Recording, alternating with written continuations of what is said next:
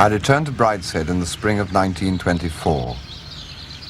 The Easter party was a bitter time, culminating in a small but unforgettably painful incident.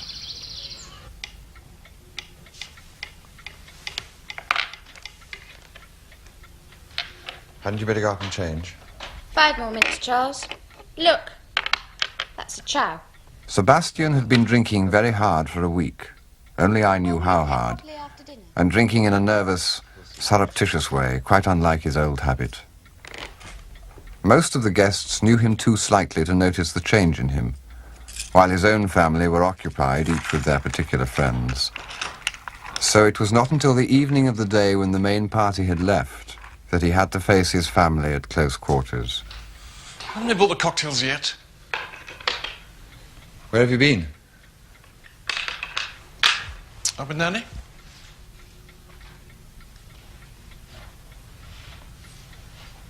I don't believe it. You've been drinking. I've been reading in my room. My cold's much worse today. Just a minute.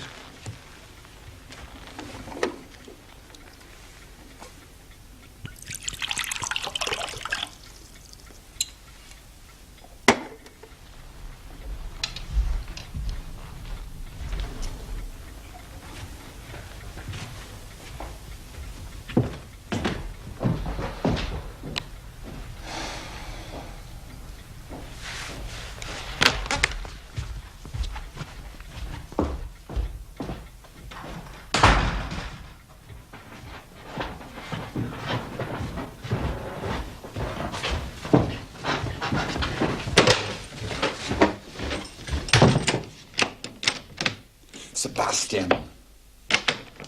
Sebastian, let me in.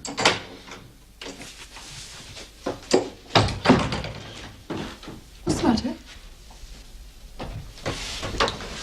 Sebastian's drunk. He can't be. He's been drinking in his room all afternoon. How very peculiar. What a bore he is. Will he be all right for dinner? No. Well, you'll have to deal with it. It's no business of mine.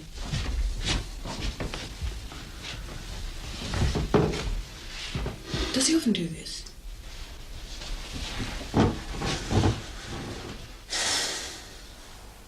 He has lately, yes. I suppose it must be something chemical in him. How very boring.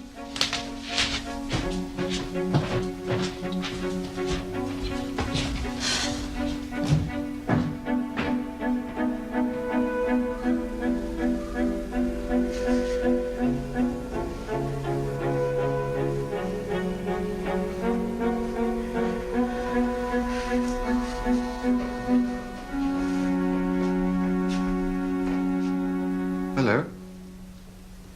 Are you feeling any better?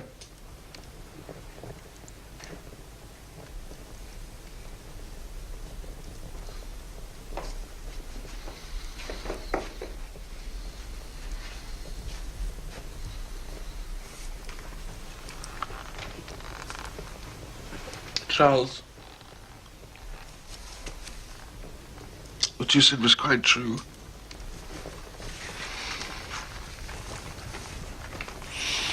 Not with Nanny.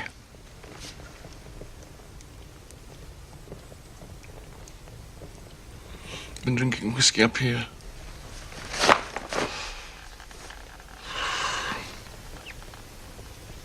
Feeling rather drunk.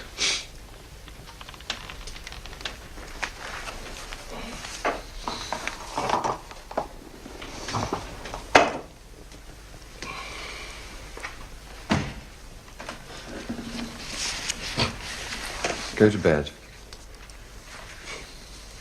I'll say your cold's worse. Yes. Much worse.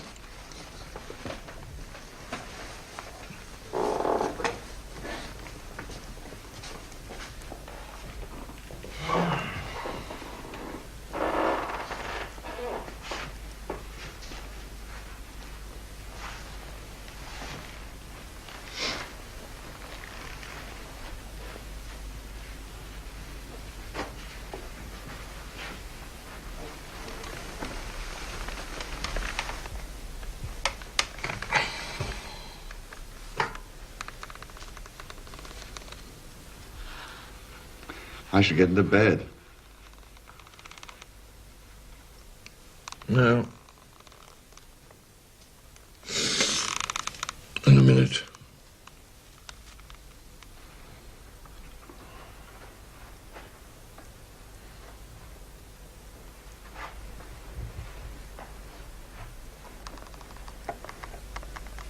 Put that down.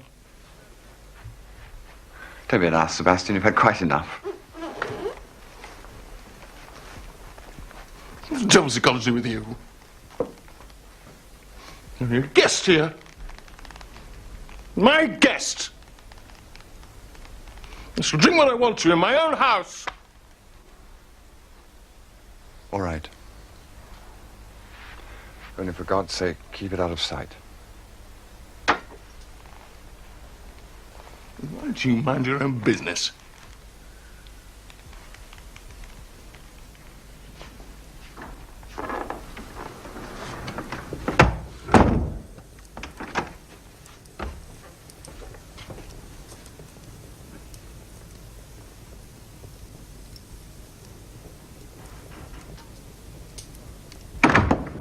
You came here as my friend.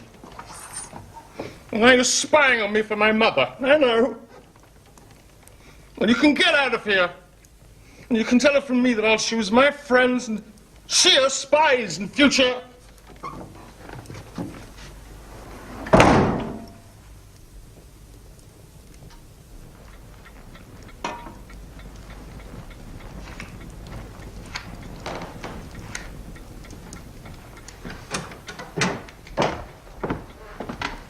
Mr. Euler? No, thank you.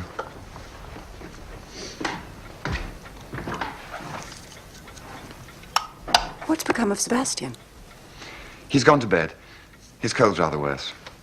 Oh, dear, I hope he isn't getting flu. I thought he looked a little feverish lately. Is there anything he wants? No, he particularly asked not to be disturbed. I think he needs a glass of hot whiskey. I'll go and have a look at him. No, don't, Mummy. I'll go. May I go? Please, Mummy, if he's not well. I've only just been into him. His cold really has come on rather badly. He says there's nothing that he wants. I think he just needs to get some sleep. Well, I'll just have a look at him. He's probably feeling awful. Cordelia. I promise I won't disturb him if he's sleeping.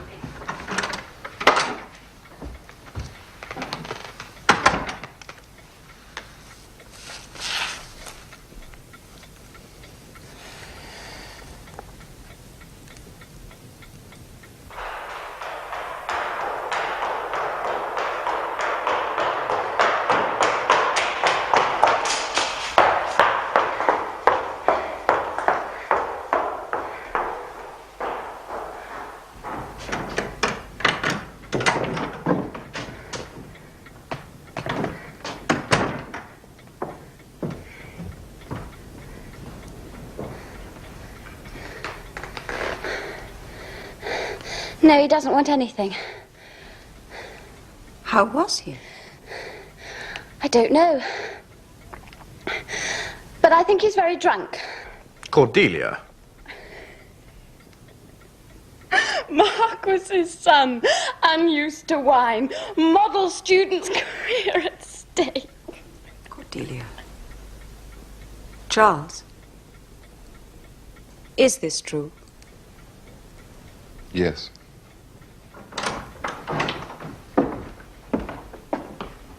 Dinner is served, my lady. Thank you.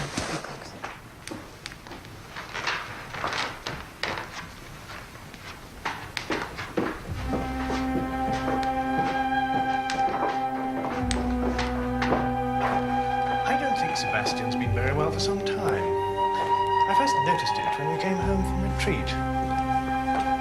He seemed very depressed. Quite a reverse effect from what one would have expected.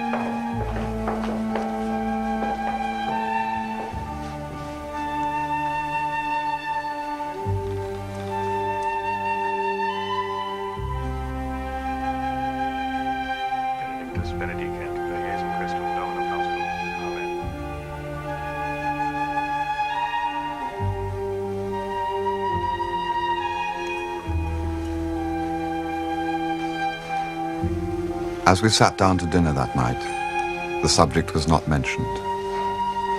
I had no stomach for the food and silently mourned my friend upstairs.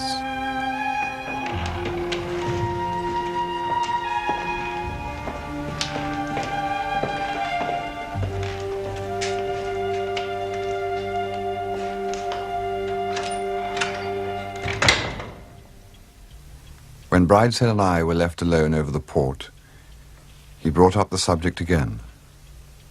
Did you say Sebastian was drunk? Yes. Extraordinary time to choose. Couldn't you stop him? No. No, I don't suppose you could. I once saw my father drunk in this room. I can't have been more than 10 at the time. You can't stop people if they want to get drunk. My mother couldn't stop my father, you know.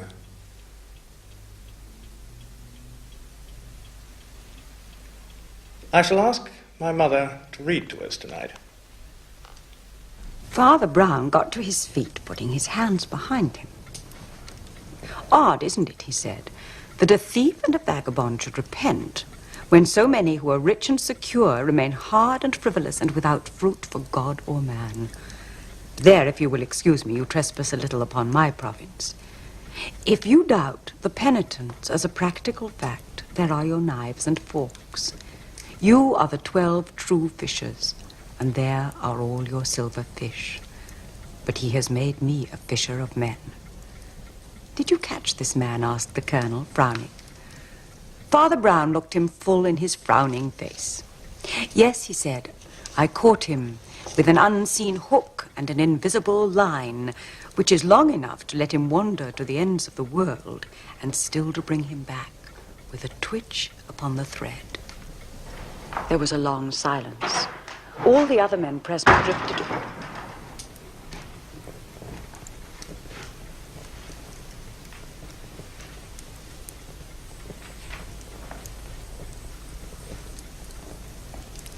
All the other men present drifted away to carry the recovered silver to their comrades, or to consult the proprietor about the queer condition of affairs. But the grim-faced colonel still sat sideways on the counter, swinging his long, lank legs and biting his dark moustache. At last he said quietly to the priest, he must have been a clever fellow, but I think I know a cleverer. He was a clever fellow, answered the other, but I'm not quite sure. I've come to apologize. Sebastian, dear, go back to bed. We can talk about this in the morning. Not to you.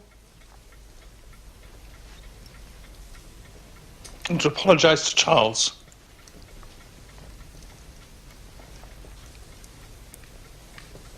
I was bloody to him. And he's my guest.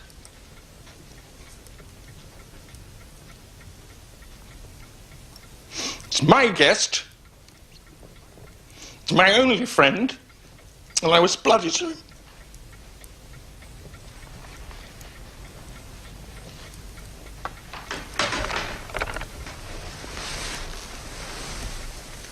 Go back to bed, Sebastian.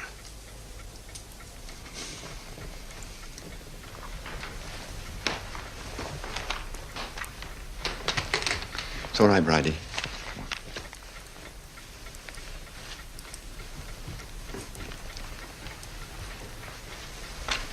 I mean you, said the colonel with a short laugh. I don't want to get the fellow jailed. Make yourself easy about that.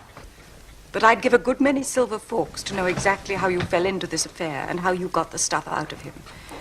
I reckon you're the most up-to-date devil of the present company.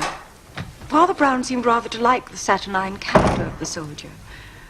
Well, he said, smiling, I mustn't tell you anything of the man's identity or his own story, of course. But there's no particular reason why I shouldn't tell you of the mere outside facts which I found out for myself.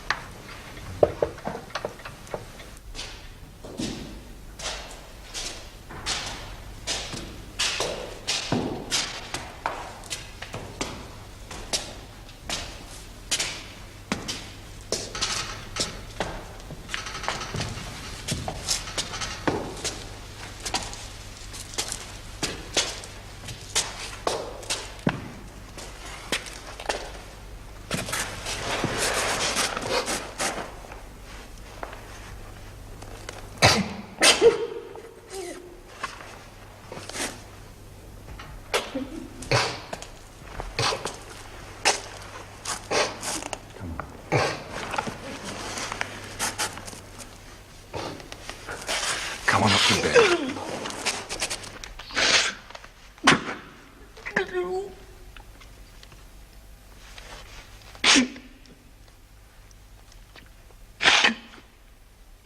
do you spy on me?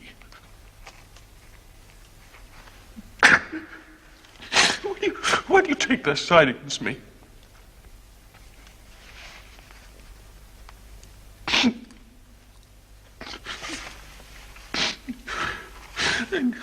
And you will have me if I let you meet them.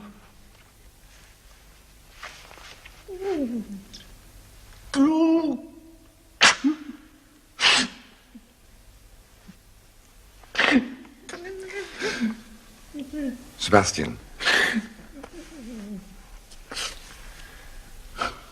Sebastian, you'll be better when you come upstairs.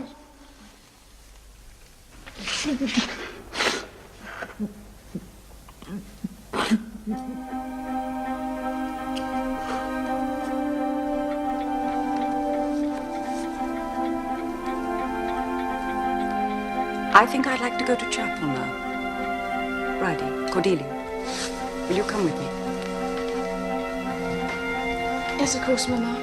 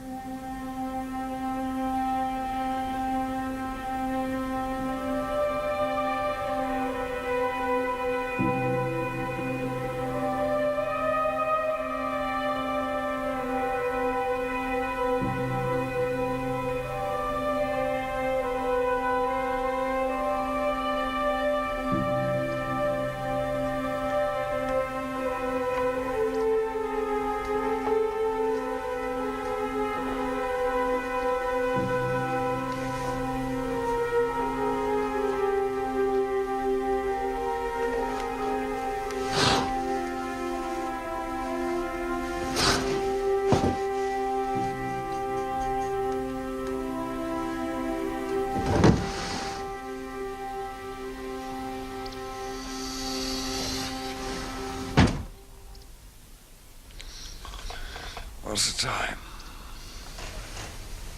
7? Well, how do you feel? Rather odd.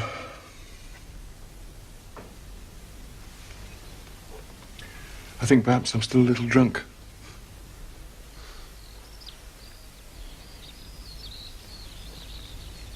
I'll be down to the stable, see if we can get a car. Everything's locked.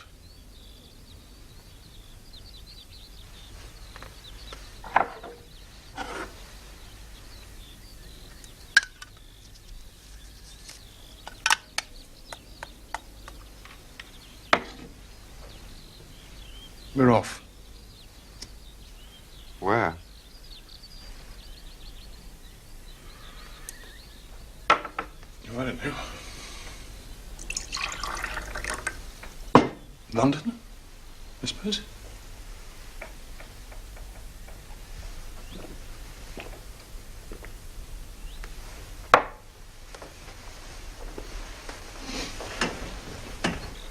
You want to come and stay with you?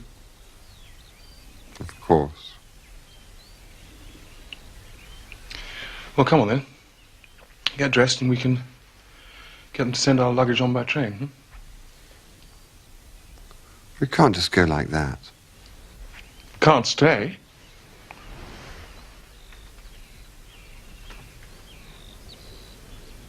There's some smoke coming from some of the chimneys.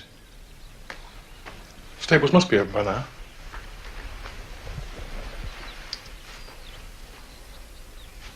Come on. I can't go. I must say goodbye to your mother. Sweet bulldog. I don't happen to like running away. And I couldn't care less. And I'm going to go on running as far and as fast as I can. You can hatch out whatever plot you like with my mother. I shan't come back. That's how you were talking last night. I know, Charles, I'm sorry.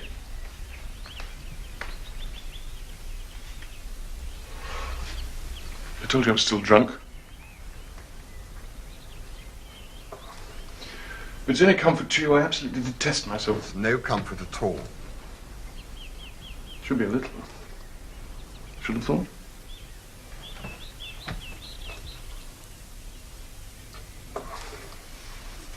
Well, if you're not coming, my love to Nanny.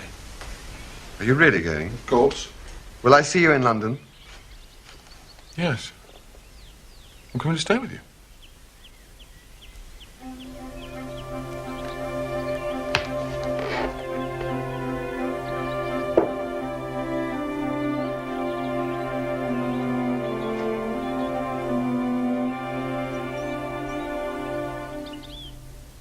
I wish I had not seen him.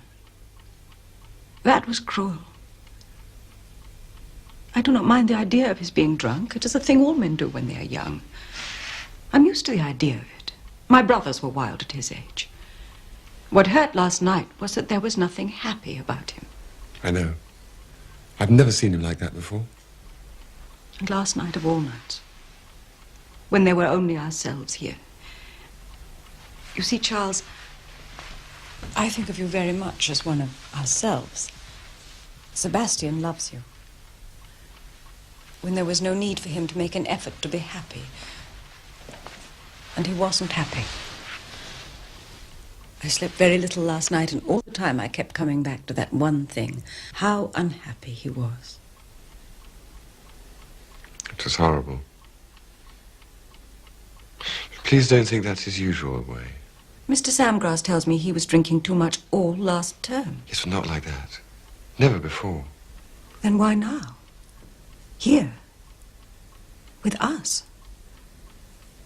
All night I have been thinking and praying and wondering what to say to him. And now this morning he isn't here at all. It was cruel of him leaving without a word. I don't want him to be ashamed. It's being ashamed that makes it so wrong of him. But he's ashamed of being unhappy. Mr. Samgrass tells me he is noisy and high-spirited. I believe you and he tease Mr. Samgrass rather. It's very naughty of you. I'm very fond of Mr. Samgrass. And you should be too, after all he's done for you. All the same, I think if I were your age and a man, I might be just a little inclined to tease Mr. Samgrass myself.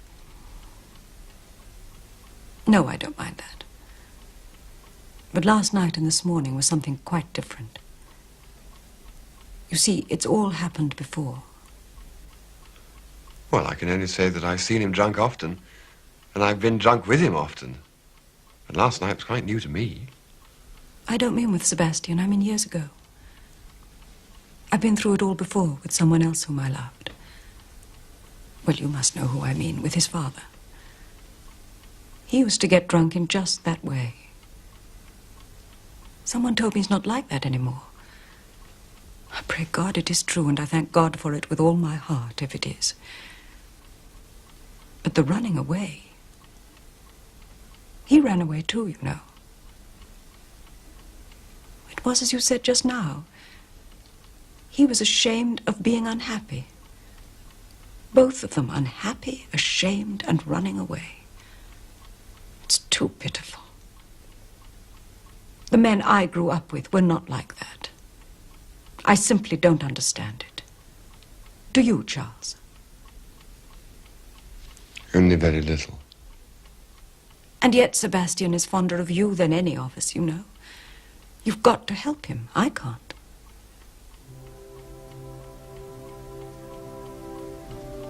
If I'm going to catch my train...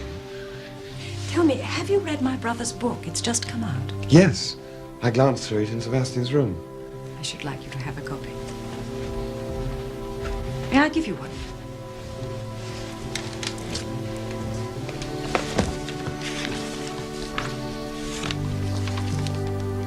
They were three splendid men.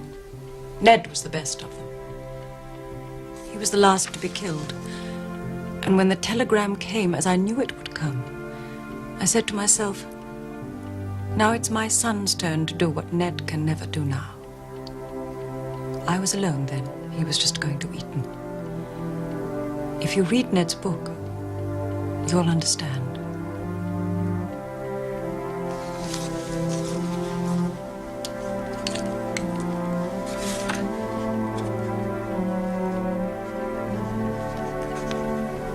She had a copy lying ready on her bureau. I thought at the time, she planned this parting before ever I came in. Had she rehearsed all the interview? If things had gone differently, would she have put the book back in the drawer?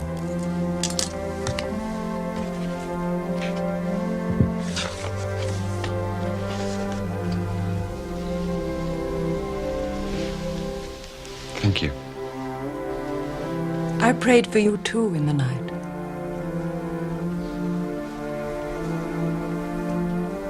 Go on, you'll miss your train.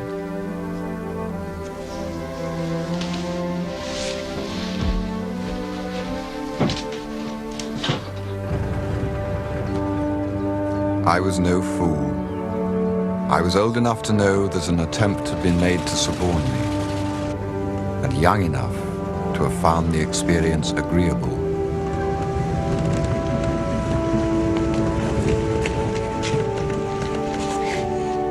Will you be seeing Sebastian? Yes, of course. Please will you give him my special love? Will you remember? My special love. I won't forget. Bye, Charles. Bye.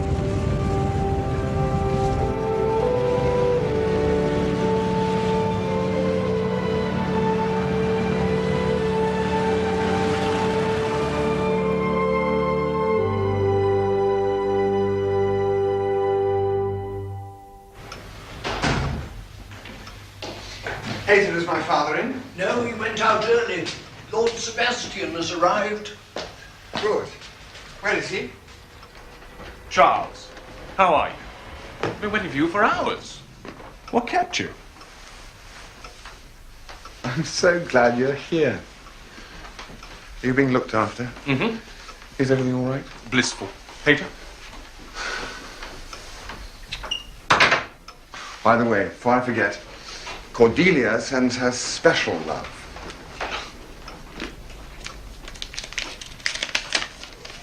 You have your little talk with Mummy? Yes? Have you gone over to her side? No. I'm with you. Sebastian contra mundum. Good.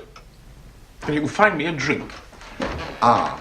Well, I don't know whether I'm going to be able to.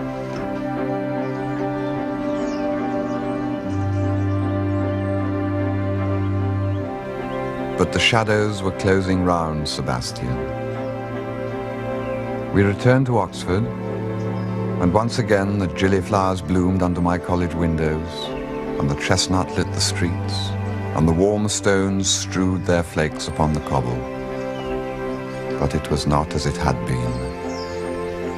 There was midwinter in Sebastian's heart.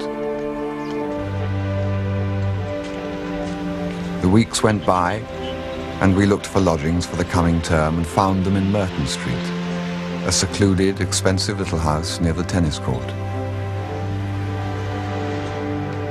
Thank you. Charles, how nice to see you. How are you? Hello, Mr. Samgrass. Haven't seen you for a long time. How is Sebastian? Excuse me. He's very well. We've just found some rooms together in Merton Street. You're sharing digs with Sebastian. So he is coming up next term. I suppose so. I don't see why not. I don't either. It's just that I somehow thought perhaps he wasn't. I'm always wrong about things like that. I like Merton Street. Schlegel. Do you know these fascinating essays, Charles? No. Don't think me interfering, you know, but I wouldn't make any definite arrangement in Merton Street until you're sure. It's just conceivable his mother may have different ideas. Yes. There's a plot on.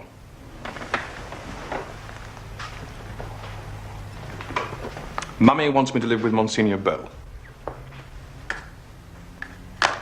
Why didn't you tell me before? Because I'm not going to live with Monsignor Beau. But I still think you might have told me. When did it start? Oh, it's been going on.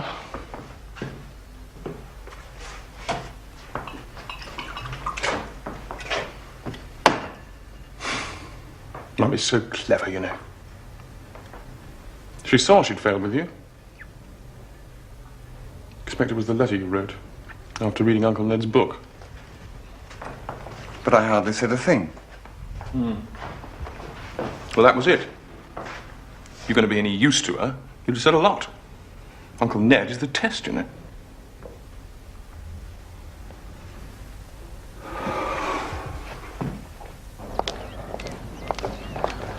Mr. Ryder? Yes? This came for you, sir. I shall be passing through Oxford on Tuesday and hope to see you and Sebastian. I would like to see you alone for 5 minutes before I see him.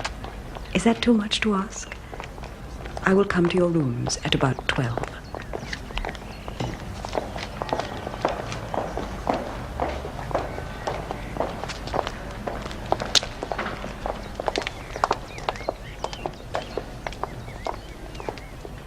These ground floor rooms are really most attractive.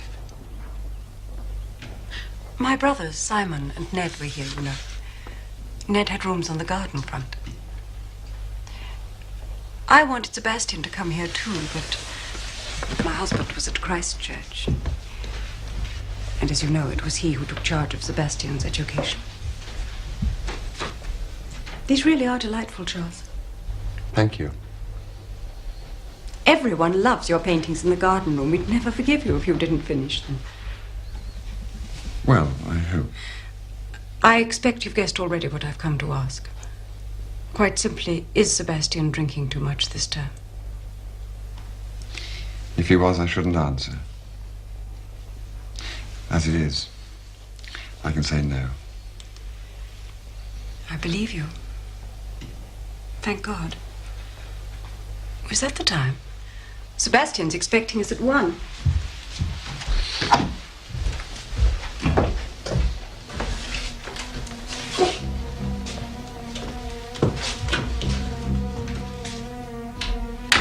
That night, Sebastian had his third disaster.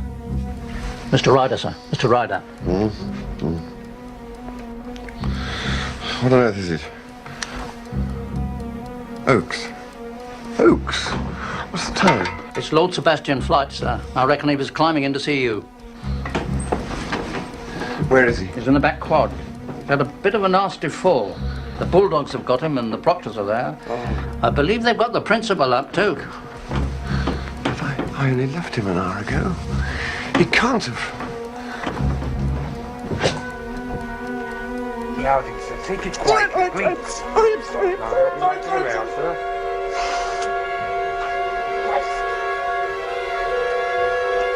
Look, I just want to... I've been telling myself. I still have my leg. There's blood all over my hand. I'm sorry, I don't think it's so serious. Charles, don't confuse him with fall. Look, I'm all right. It's bleeding a lot, but I'm all right. I just wanted to see you. I just wanted to see you. It's all right, sir. He's a friend of mine. I'll take that. I told you I wanted to see you.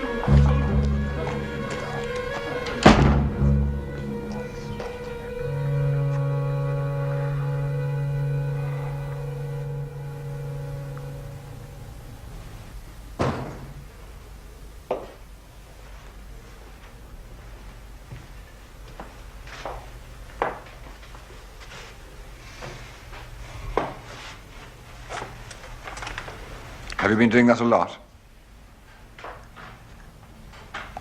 Drinking by yourself after I've gone? About twice.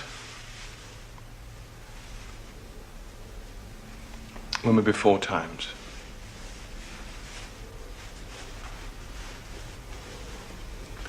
You know, when they start bothering me,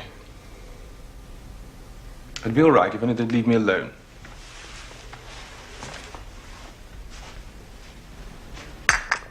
They won't now. I know.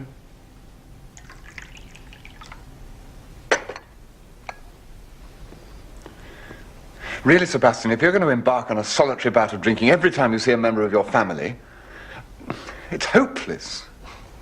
I know it's hopeless. Well, what do you propose to do? Nothing. I shan't do a thing. They'll do it all.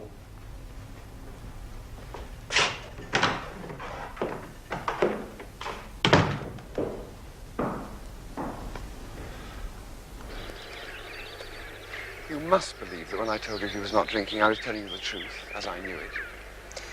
I know you wish to be a good friend to him. That's not what I mean. I believed it to be true. I still believe it to some extent. I believe he's been drunk 2 or 3 times before, no more. It's no use, Charles. All you can mean is that you have not as much influence or knowledge of him as I thought. It's no good either of us trying to believe him. I've known drunkards before. One of the most terrible things about them is their deceit. Love of truth is the first thing that goes. But after lunch, when you left, he was so sweet to me, just as he used to be as a little boy. I agreed to all he wanted. You know I had doubts about his sharing rooms with you. I know you'll understand me when I say that. You know how fond we all are of you, apart from your being Sebastian's friend. We would miss you so much if you stopped coming to stay with us. But I want Sebastian to have all sorts of friends, not just one. Monsignor Bell tells me he never mixes with the other Catholics. Rarely goes to church, even. Heaven forbid he should know only Catholics. But he should know some. It takes a very strong faith to stand entirely alone, and Sebastian isn't strong. But I was so happy at luncheon that I gave up all my objections. I went round with him to see the rooms you had chosen. They are charming. We decided on some furniture you could have sent from London to make them nicer. And then, on the very night after I had seen him... No, Charles, it's not in the logic of the thing. Well, have you a remedy? The college are being extraordinarily kind. They've said they will not send him down, provided he goes to live with Monsignor Bell. It's not something I could have suggested myself. It was the Monsignor's own idea. Lady Marchmain, can't you see that if you want to turn him into a drunkard, that's the way to do it?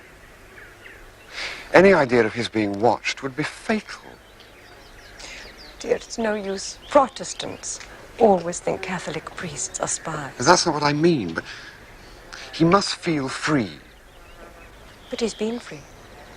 Always, up till now. And look at the result.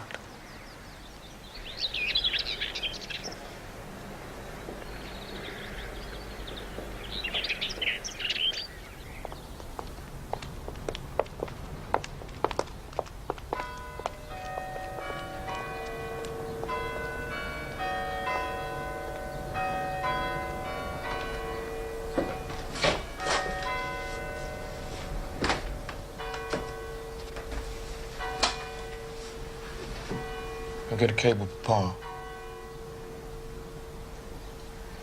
He won't let them force me into that priest's house.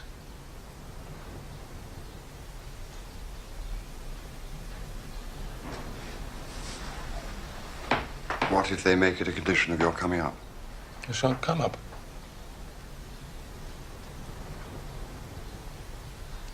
Can you imagine me serving at Mass twice a week? Helping at tea parties for shy Catholic freshmen? Dining with a visiting lecturer? With Monsignor Bell's eye on me, just to make sure I don't get too much port?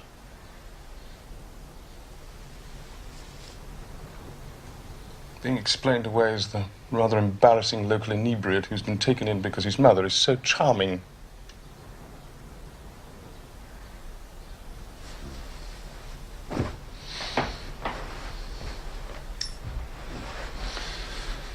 I told her it wouldn't do.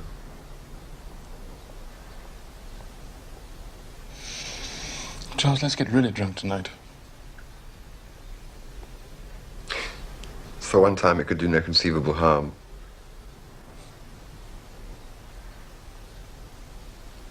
Promise me you haven't gone over to their side. Contramundum? Contramundum. Bless you, Charles. There are not many evenings left to us.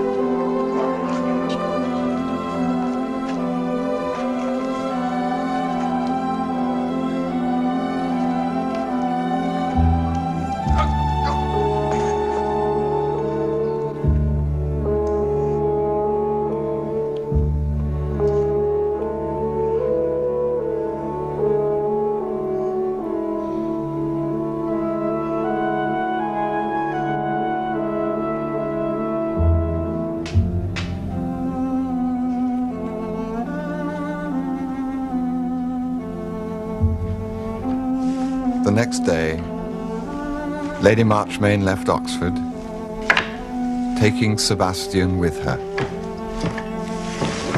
Brideshead and I went to his rooms to sort out what he would have sent on and what to leave behind.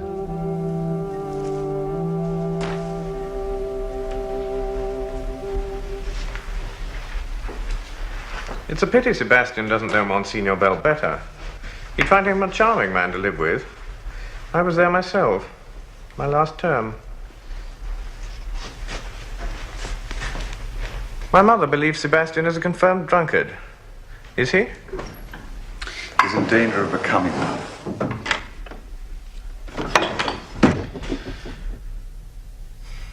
I believe God prefers drunkards to a lot of respectable people.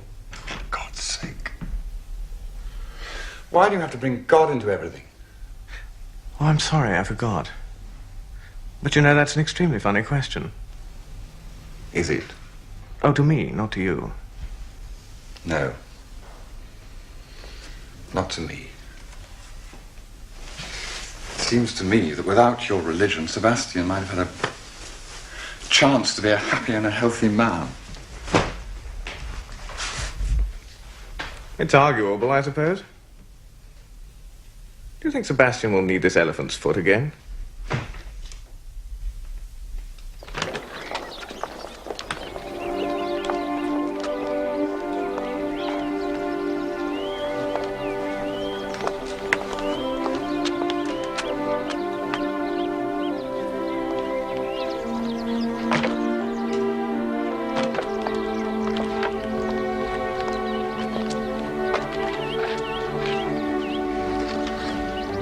Hello.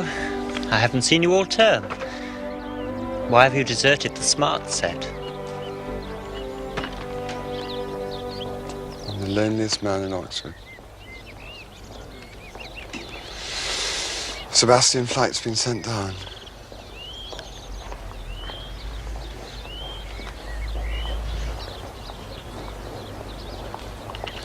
You've got digs for next term? I'm sharing with Tingate. There's one room we still haven't let. Barker was coming in, but now he's standing for President of the Union. He feels he ought to be nearer. Where are you going? I was going to Merton Street with Sebastian. But that's no good now.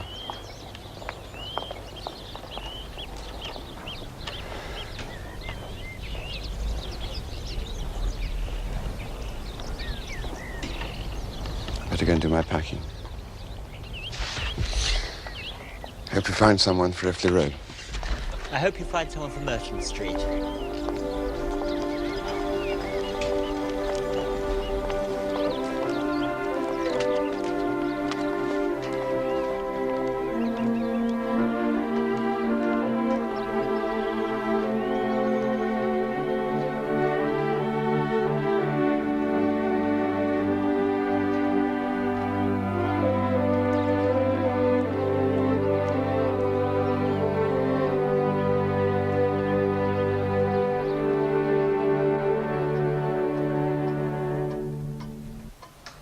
That very good-looking friend, is he not with you? No. I'm sorry. I liked him.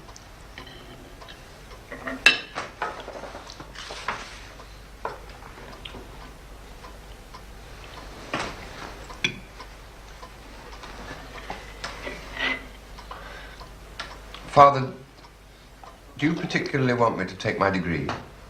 I want you to. Good gracious, why should I want such a thing? No use to me. Not much use to you either, as far as I've seen. That's exactly what I was thinking. I thought perhaps it was rather a waste of time going back to Oxford. You've been sent down. My brother warned me of this. No, I've not. Well, then what's all the talk about? Everyone stays up at least 3 years. I knew one man who took 7 to get a pass degree in theology.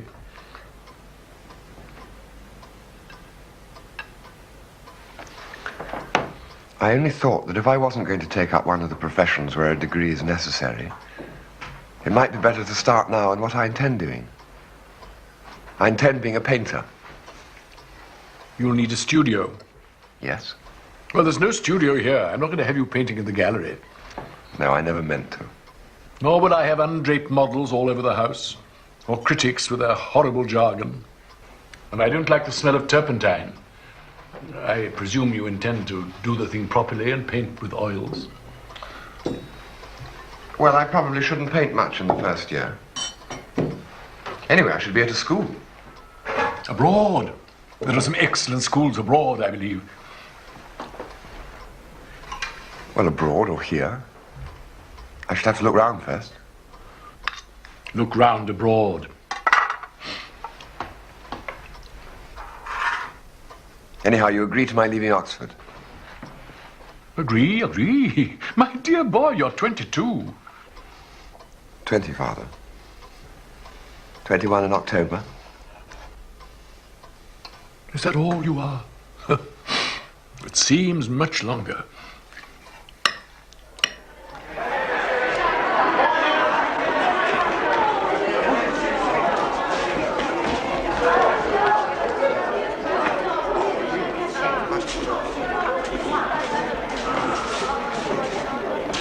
I did not see Sebastian again that year. Towards the end of the summer, I took up a place in a small art school in Paris and found rooms in the Ile Saint-Louis. A letter from Lady Marchmain completes this chapter. My dear Charles, Sebastian's stay here has not been happy. Mr. Samgrass has kindly consented to take charge of him, and they go together to the Levant, where Mr. Samgrass has long been anxious to investigate a number of Orthodox monasteries. I hope your arrangements for next term have not been too much upset, and that everything will go well with you.